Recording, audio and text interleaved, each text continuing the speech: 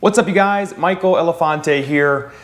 Typically, I post a lot about our real estate investments, the cash flow numbers, and the revenue that we're looking to generate and things of that nature. But one of the most common questions I get on YouTube, on TikTok, on Instagram is, well, how much does it actually cost to operate the property? And then I have all these people that are speculating, throwing jabs at me, saying, oh, well, you're really not going to make that much money. You might break even if you're lucky once you factor in all your expenses. And the reason I say that's speculation is because personally, when I post those numbers, those are after all expenses are accounted for, pre-tax cash flow, pre-tax passive income. So what I wanted to do today is actually address pretty much all of the operating expenses that I budget for before we even buy a property. Again, we evaluate a property based on its size, location, and things of that nature. And then we have a very extensive spreadsheet that we use that I built. Again, custom spreadsheet that helps us predict the total operating expenses, factor in our all-in costs. So we know if we're going to make money and about how much money we're going to make in cash flow every single month, the ROI numbers, all that stuff before we ever even put an offer in on the house in the first place. So if you guys hang around till the end, I'm going to review all of the operating costs that I typically budget for and predict, again, based on the property, the location, a ton of other factors, so that we know exactly how much we are forecasting in expenses and to go against our revenue to accurately predict our cash flow numbers and our ROI numbers. So hopefully you can take this into consideration when you guys are evaluating your next investment. And this is particularly for short-term rentals listed on sites such as Airbnb. Now, before we get started, if you guys don't mind, if you haven't yet, please do subscribe below. I hope you guys find tremendous value in some of this content. I'm on here to help others achieve similar results because I truly believe that anybody can do it. So if you guys do like this content, don't forget to subscribe, like below, drop your questions in the comment. I try to answer every single question or comment that I can address. So without further ado, let's go ahead and dive right in. So the first thing I'm going to talk about is not actually considered an operating expense, but when you're looking at evaluating a property and calculating your cash on cash and total return on investment, we of course need to mention our debt service to the bank, right? And most of you guys out there, like myself, leverage the bank or leverage other people's money in order to finance our real estate investments. So a big portion of our expenses each month is actually our principal and interest payments, and that's a portion of our monthly mortgage payment.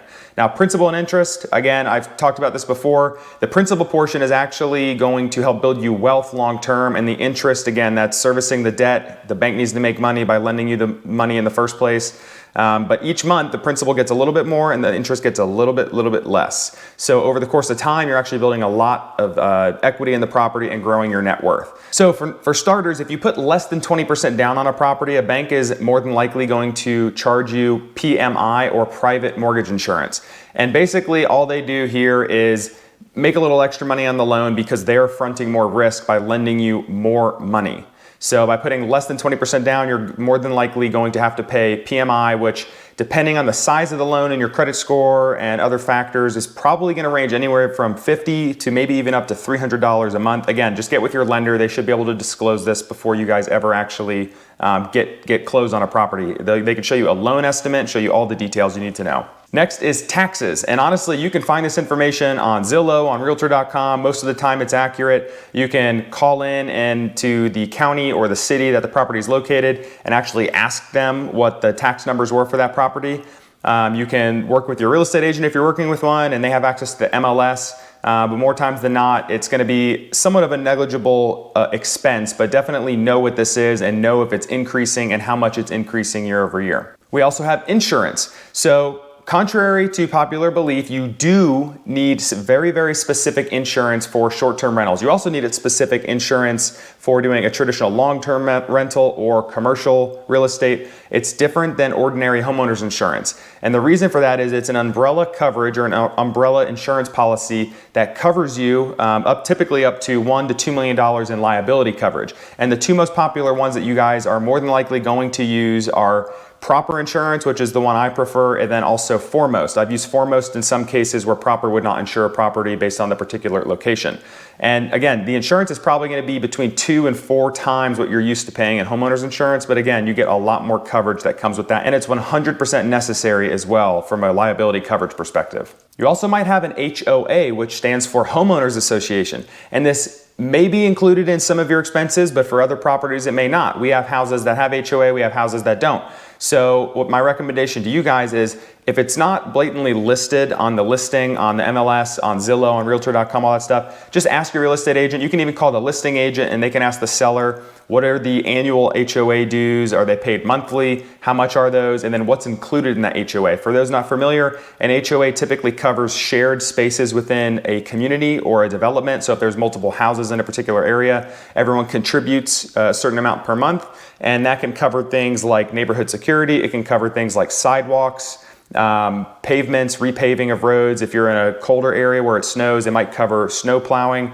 So it covers a variety of things. So typically this could range, right? I mean, ballpark average, most are between like $100 or around $80 to $120 per month, sometimes less, sometimes more. Again, just check with your agent and look at the listing. It should be there. Now, something else to check within the HOA, some HOAs will actually charge you an additional premium, especially if you're in a city. Like for me in Nashville, one of the HOAs downtown requires an additional $600 a year to basically have a permit to operate as a short-term rental within that HOA. So I didn't know that going in. I should have asked those questions, but again, I just learned from my own mistakes, so hopefully you guys can learn from them as well. Just call in, ask the HOA what expenses are included, and make sure that you can actually operate as a short-term rental within the HOA agreement. All right, next we have utility expenses, and this is water, gas, and electricity are the most common ones, right? So some properties may not even have a water bill, right? If you're on well water and septic, you guys probably are not using a service from the city, but most properties probably have water and sewage if you're closer to town. You're also going to have electricity unless you're running on some crazy solar panel setup that you guys have on and it's a self-sufficient home, I guess you could say. And then for many houses, there's actually natural gas. So whether you have a gas stove, fireplace, sometimes the heat runs on gas. These are things to be aware of. And again, it's going to vary based on location. If you're in a warmer area, you're going to spend a lot more on electricity from the HVAC and cooling. But again, vice versa, if you're in a cooler area, you're going to spend a lot more on heating, maybe natural gas, things like that. So those are things you can actually probably call into the utility providers, whether it's the county or city or a private provider of gas or whatever. You can probably ask and see what the past bills were on an average on a monthly basis. Also, the selling agent, whoever's selling the property, can probably just let you know that. But we typically ballpark, again, it depends on the size of the house, but electricity anywhere from 75 to 250. Depending on the size of the house and how many people are going to be occupying the property and how often it'll be occupied. Same with water and gas. So I would just encourage you guys to look up the average utility bills for that area and you guys should be able to get a good ballpark. Next is pest, and this is something that I didn't really think we needed at first, but then all of a sudden you get a guest complain that there's a few ants inside or ladybugs or there's mosquitoes outside. So now for all of our properties, we get pest treatments, which is a very small expense, typically between $40 and $80 per month, depending on where you are and the provider. They come in, they'll spray inside, they'll spray outside, in between guests, right? In between groups checking in and checking out. And that's all automated. You can set up schedules with them, but again, typically between $40 and $80 a month there. Something to consider is garbage and recycling. Is that included in the taxes that you guys pay for the property? Is that included in your HOA dues? Or maybe there's no garbage recycling pickup and you might need to work with your cleaners and see if they provide trash pickup for you, or if you need to pay them or somebody else to pick up the trash on your behalf in between guests. Wi-Fi and TV, and this is a big one, mainly for Wi-Fi, not necessarily TV. Wi-Fi is huge, right?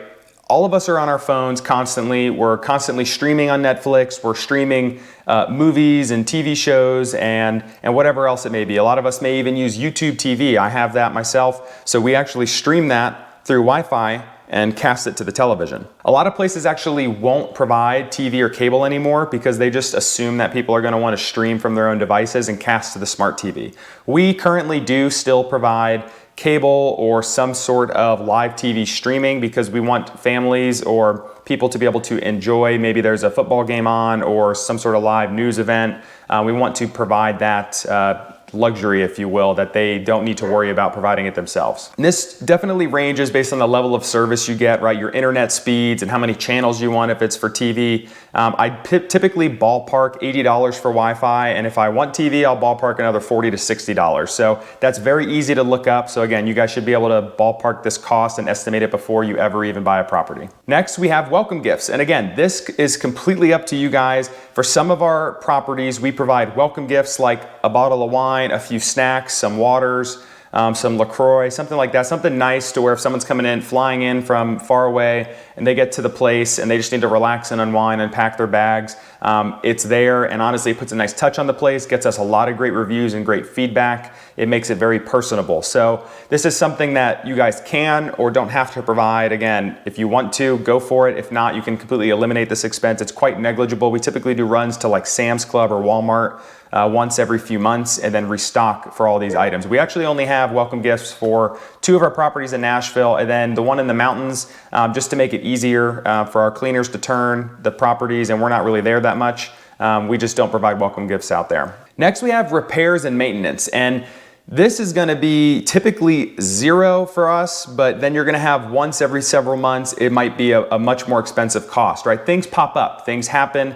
Houses are basically a bunch of parts and machines put together, and eventually something's going to break or tweak and need to be fixed. Sometimes it's the guest's fault, and if that's the case, or if there's damage, you charge the guest. You can do that through Airbnb. You can charge a security deposit, and for every time we've had damage, we've actually been reimbursed by the guest, and in one case the guest refused to pay, and Airbnb actually has what's called a host guarantee, and they paid us out as well. But up front, when we're evaluating properties, we want to account for repairs and maintenance as a monthly operating expense. So down the road, when we have like a big capital expenditure, such as replacing a washing machine, I don't know, I'm just throwing something out off the top of my head, it's not a big surprise. And again, over the long term, this kind of balances it out. So it depends on the property. Again, how big is the property? If you only have property with 1 bedroom versus having a 5-bedroom place, you're gonna have probably more issues with the 5-bedroom place. 1, there's more foot traffic, and 2, there's more things that could just break and need more maintenance, right? We typically budget for anywhere from $1 to $250, depending on the size of the house. So again, you guys, I would just recommend going on the higher end during your evaluation to be conservative with your estimates. All right, so next is something I just call restocking or refurnishing costs. Over the time, 1, there's going to be wear and tear, which separate from maintenance, you might have to replace duvet covers, you might have to replace sheets and towels and things like that. So those are just kind of ongoing costs to make sure you have quality stuff in your rental. And then we have restocking costs. So depending on what you want to provide for guests, for example, our Nashville houses, we provide soap, shampoo, dish pods, laundry detergent, we provide coffee, K-cups for the Keurig. So all sorts of little stuff that just make it more attractable and more unique to try and make sure the guests have a wonderful experience and they leave us good reviews for it. Now for the mountain property, we really don't provide much. We provide all of the necessary setup and then the blankets, duvet covers, things like that. But our cleaners actually provide the linens out there. Because they operate with so many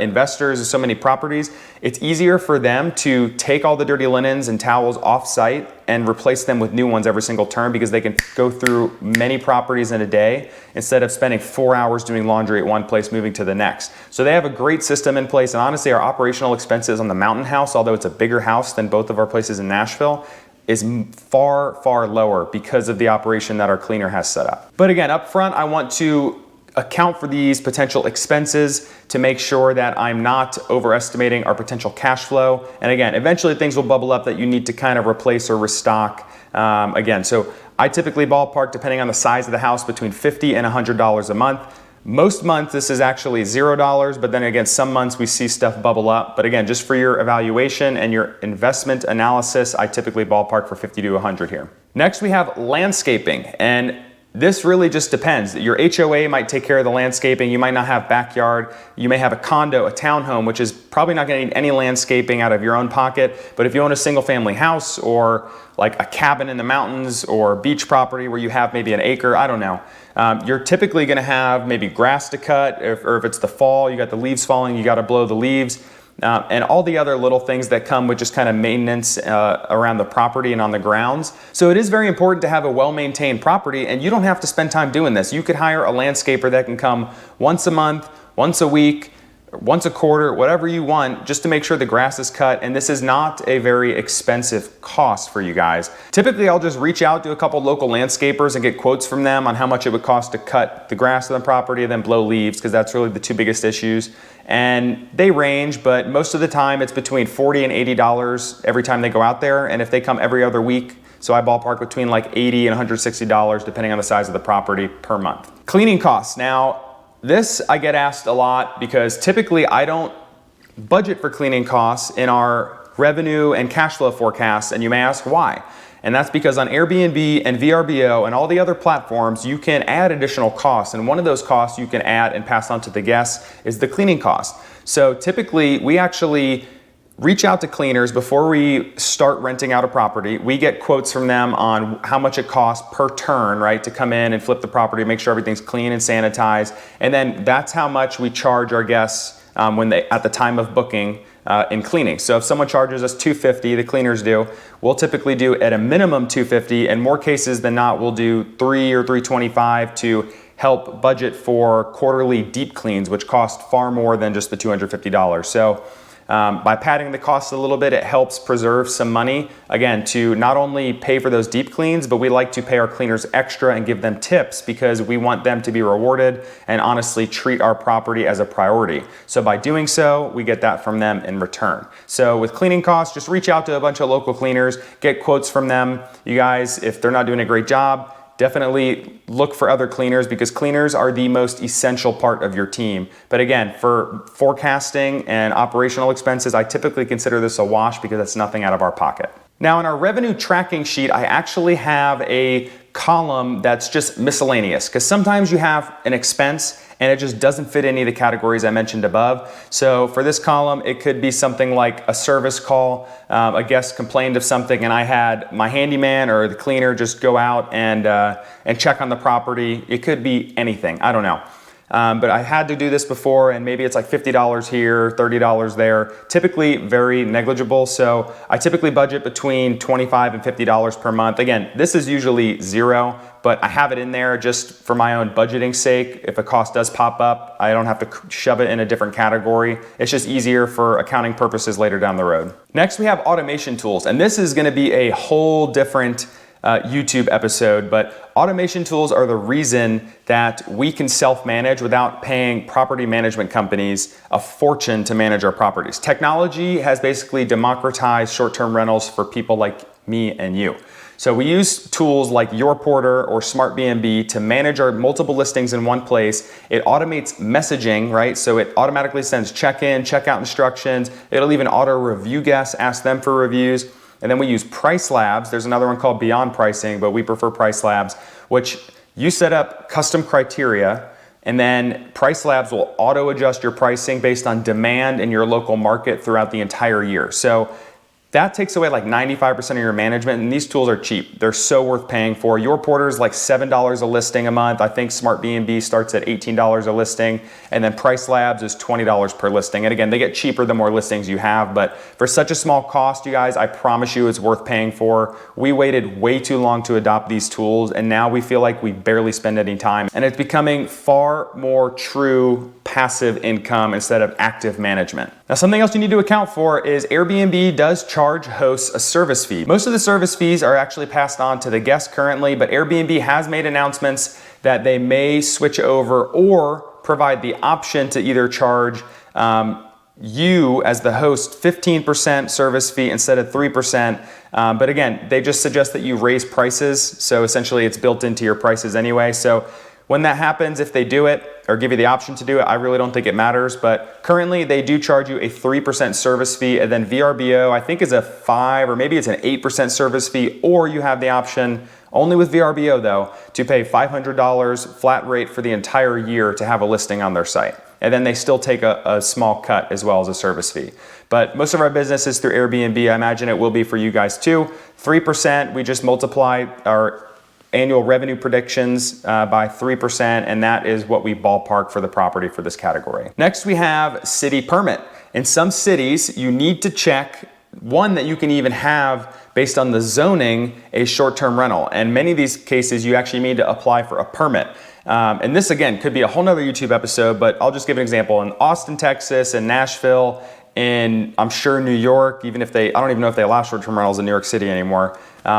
Any of the major cities, they're going to have specific requirements for you to qualify as either an owner-occupied or a non-owner-occupied short-term rental. And the difference between that is an owner-occupied, think you own a duplex or you own a single-family house and you rent out the extra rooms as an Airbnb. And then non-owner-occupied, which are the ones I have, are all just single-family homes or apartments, condos, whatever, that you do not live in or on the premises and you rent out. Again, non-owner occupied. Now, many of these cities will charge a permit. It's not that much usually. In Nashville, I know it's a little over $300 per year. And again, you just have to make sure you check all the boxes, maybe even have a fire marshal come out and inspect the property. You're gonna have smoke alarms, things like that. But that's something you need to know ahead of time and make sure you're, one, allowed to even have a short-term rental there, and then what are the permit requirements, and then budget for this in your operating expenses. Now, on top of that, we have local occupancy taxes or even like a hotel tax, local county or city taxes. These are remitted by Airbnb for the most part. Now, you do need to double check with the county, the city, and on Airbnb to see what all they're remitting on your behalf, because you may have taxes due come tax season, and you want to know that beforehand. And why that is because on Airbnb, you can actually charge an additional tax and pass it on to the customer, because they're the ones who are occupying the space. So in my opinion, they're the ones who should be paying the occupancy tax. Now, next we have property management. And if you're first getting started, do not use a property manager unless you just want it to be 100% passive, completely hands-off. But I will tell you, property managers will charge 15 to 40% typically in most cases of gross revenue, not your profit. So if you do $100,000 in bookings revenue for the year, they could charge you anywhere from $15,000 to $40,000. So that can cut into a lot, if not all, of your profits. So you have to evaluate, is it really worth paying a property manager? And I can promise you, if you adopt those automation tools I mentioned before, you guys might spend an hour a week. As long as you outsource cleaning and maintenance and things like that to other people, you guys shouldn't be spending that much time managing your listing. So it's not worth using a property manager until maybe you scale to dozens of properties and it's just too much to handle. So that's the bulk of the expenses I account for. Now, if you guys add all these up on the higher end, on some of them I kind of gave ballpark figures, it may seem like a lot. And honestly, when I look back at this past year and where our operating expenses actually came in at, it's a little bit lower than what I predicted, which in my opinion is a good thing. I'd rather under forecast our cash flow than over forecast and come up short. That's the last thing I want. Of course, I want to try to be as accurate as possible, but I want to leave a little bit of wiggle room again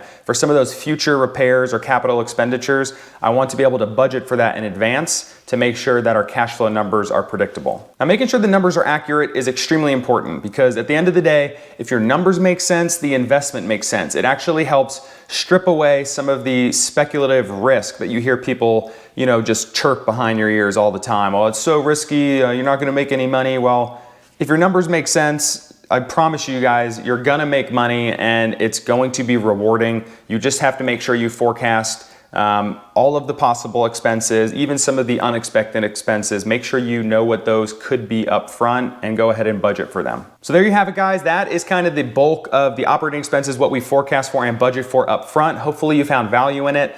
I have a ton of awesome topics coming up for some YouTube videos on Friday. And again, next week, I've gotten a lot of great suggestions. This one actually came from several comments on TikTok, believe it or not. So you guys, please don't stop. Drop in your comments, suggestions, feedback. I take that to heart, and honestly, I want to provide content that you guys want to learn about or want to hear from me about. So don't be afraid to drop comments or questions below. Give me suggestions on future video topics that you want me to break down, anything in specific. I'm sure you're not the only one curious about it. So it really helps me create content and curate it towards something that you all are interested in. Before you go, don't forget to hit the like button and subscribe if you haven't already. I genuinely, seriously, guys, I appreciate the support in growing this channel. It's not possible without you guys hopping on here and watching, and hopefully, again, you get value out of it. So hope to see you guys again here in the near future.